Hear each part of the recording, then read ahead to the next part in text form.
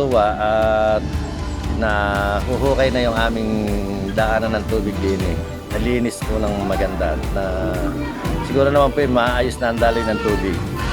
Yun lang po inaasahan namin, noon pa po namin inaantay na talagang mahukay itong ilog namin. Yun lang po at maraming salamat po.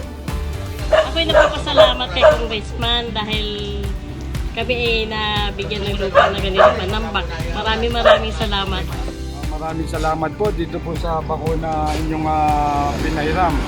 At malaking tulong po ito sa mga mamamayan namin dito na bumabaha sa tuwing umuulan.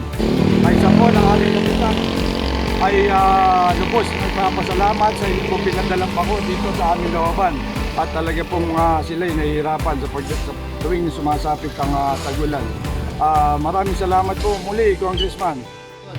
Una po ay ibig ko pong makapagpasalamat dahil sa bigla po namin kahilingan na kami po ay makapanghiram ng mini backhoe para po makapag-dredging kami sa amin pong sapa na kung saan po ay matatagpuan sa Sitio Balimento. Ito po ay tuloy-tuloy hanggang sa Sitio Malumot na Munti. Kung papalarin po at kakayanin po ng ating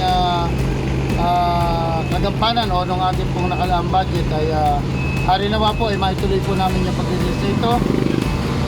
Muli po ang pagpapasalamat ng aming pong Sangguniang Barangay sa inyo po, mahal na Congressman.